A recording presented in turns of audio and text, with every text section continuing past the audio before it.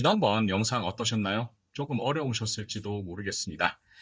그렇지만 메모리 구조를 조금 더 제대로 공부하면 앞으로 AI 반도체, 특히 메모리 중심의 반도체에서 어떤 변화가 일어날 것인지 남들보다 한 발 먼저 알 수 있을 거예요.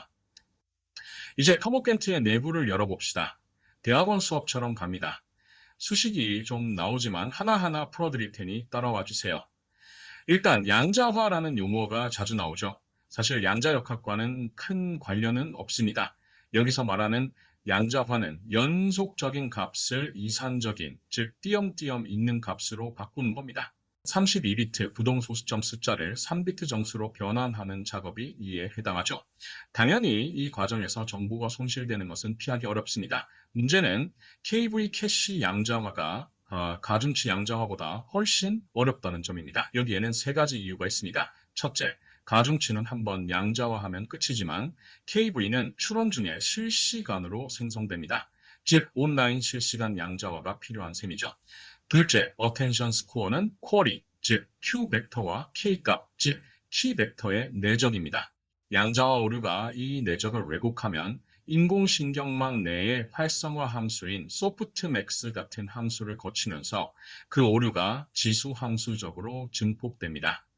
가중치 양자화에서는 이런 증폭이 없어요. 셋째, 기본 양자화 방법들은 블록마다 스케일과 원점, 즉 제로 포인트를 저장해야 합니다.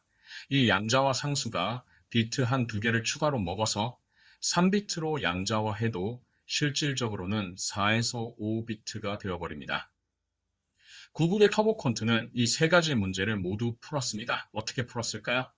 여기서 핵심 아이디어는 놀라울 정도로 우아합니다.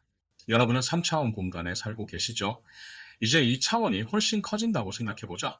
이렇게 커진 D차원 단위 구면 위에 벡터 X에 랜덤 직결 파이를 곱합니다. 그러면 그 결과 벡터 Y를 구할 수 있습니다. 이는 랜덤 회전 변환에 해당합니다. 이 연산 후 Y 벡터 내 각 좌표 YI의 분포는 놀라운 성질을 갖게 됩니다. 그것은 바로 베타 분포죠. 여기서 핵심은 차원 D가 충분히 크면 예를 들어 128차원 정도 된다는 말이죠. 이 베타 분포가 극도로 집중된다는 겁니다. 128차원이면 yi 값의 99%가 마이너스 0.2에서 플러스 0.2 사이의 좁은 범위에 몰려 있어요. 이게 왜 중요하냐면 기존 양자화의 최대의 원수였던 아웃라이어들이 사라지기 때문입니다. 가끔 튀어나오는 이 아웃라이어 값은 매우 큰데요. 이때 때문에 전체 양자화 범위를 넓혀야만 했습니다. 그러면 양자화 효율이 떨어지죠. 그런데 지금 말씀드린 랜덤 회전이 그 아웃라이어 에너지를 모든 차원에 균일하게 분산시킨 거예요. 분포는 통계학에서 이미 잘 알려진 베타 분포를 따르니까 최적의 양자화 경계도 미리 계산할 수 있습니다.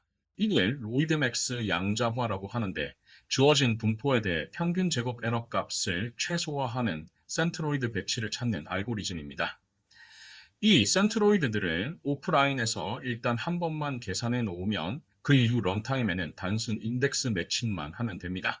계산량을 줄일 수 있는 거죠. 이것이 세 번째 문제, 즉 양자화 상수 오버헤드를 원천적으로 해결하는 방법입니다.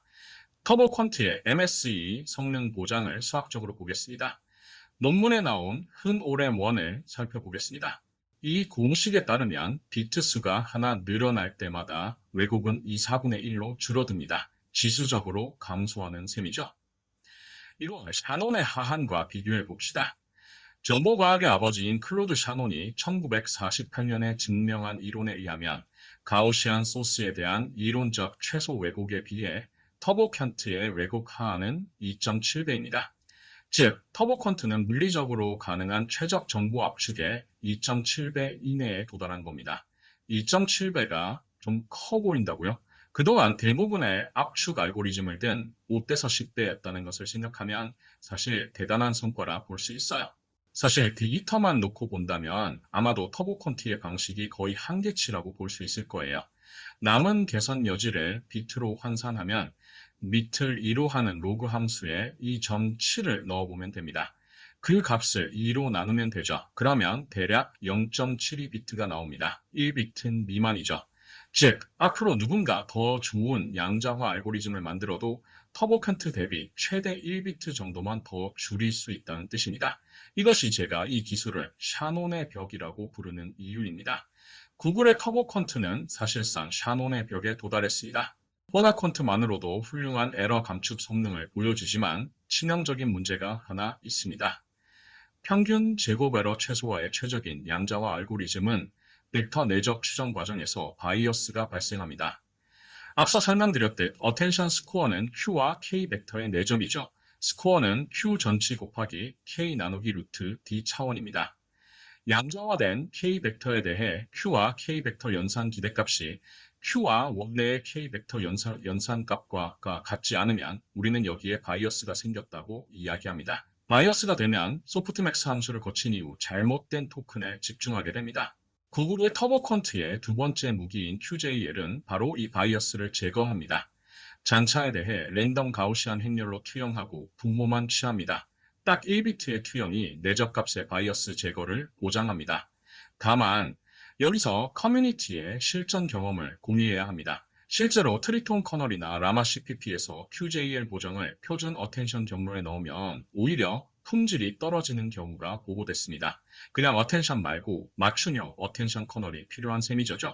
프로덕션 배포의 진입 장벽이 사실 바로 여기 있습니다. 벤치마크 모델 FPR 6, TQ3, 5비트 KB2, 다시 BTPQ4, 비롱 벤츠 라마 3.18 B42.842 840점 라사 2.5NEH 갱사 킹롱리 A 다시 3.128 B100% 100% 94.2% 99.8% 룰라 라마 3.128 B85.385 273J84 일제로스크미스트에지 7B38.138.5 35 35 73778 튜르보쿠트 3.5비트 5비트가 푸피16과 사실상 동일한 성능을 보입니다. KIVI 2바이트 대비 RULER에서 11.6포인트 높고 폴라컨트 단독 대비로도 소폭 우위입니다. 하지만 정직하게 한계도 짚어야 합니다. 4가지 중요한 지점을 지적할 수 있을 것 같습니다. 첫째, 이 벤치마크들은 프리필 헤비라는 것입니다. 즉, 프리필 과정은 BF16 같은 정밀도로 수행하고 양자화는 디코드 과정에만 적용하니까 양자화 오류가 잘 드러나지 않아요. 좀 유리하게 벤치마크 환경을 조정한 셈이죠. 추론이나 코드 생성 같은 디코드 헤비 환경에서의 평가는 아직 부족한 상태입니다. 둘째, 모든 실험이 사실 비교적 작은 모델에 국한되어 있습니다. 주로 70억에서 80억 개 정도의 파라미터를 갖는 신경망 모델을 대상으로 하고 있죠. 700억 개 이상의 경우에서 헤드 차원이나 레이어 개수가 바뀔 때 베타 분포의 집중도가 어떻게 변하는지는 여전히 미검증이에요. 저는 개인적으로는 파라미터 개수가 아주 커지면 베타 분포가 나온다는 것을 보장할 수 없을 것이라 생각합니다. 셋째, 논문에서 보고한 바와 같이 8배 속도가 향상되었다는 결과는 오로지 FP31을 기준으로 한 평가입니다. 프로덕션 정밀도인 FP16 기준으로는 8배가 아니라 약 4배, 그리고 FP8 기준으로는 약 2배로 봐야 합니다. 8배로만 보기에는 좀 과장된 수치라는 뜻이죠. 넷째, QJL 보정이 커스텀 커널 없이는 실용적이지 않다는 커뮤니티 보고가 나오고 있습니다. 표준 어텐션 경로에서는 폴라컨트 단독이 오히려 더 안전한 선택일 수 있어요. 여기까지만 놓고 보면 구글 터보컨트가 끝판왕처럼 보일 수도 있습니다. 그렇지만 앞으로 더 놀랄만한 메모리 압축 알고리즘들이 나올 것입니다. 관건은 이 알고리즘들이 오픈소스 모델에 어떻게 잘 융합될 것이냐는 점이죠. 사실 이는 더 이상 알고리즘이나 모델만의 문제도 아닐 것이고요. 이것이 한국 메모리 반도체 산업에 어떤 의미를 갖는 것인지는 다음 시간에 조금 더 자세히 알아볼 예정입니다. 앞으로도 많은 관심, 좋아요, 구독, 그리고 네이버 프리미엄 콘텐츠 권교수의 테크 설명서 채널도 많이 관심 가져주세요. 기술적 내용과 투자에 도움이 될 만한 내용은 그 채널에 더 자세하게 적어두었으니까요. 감사합니다.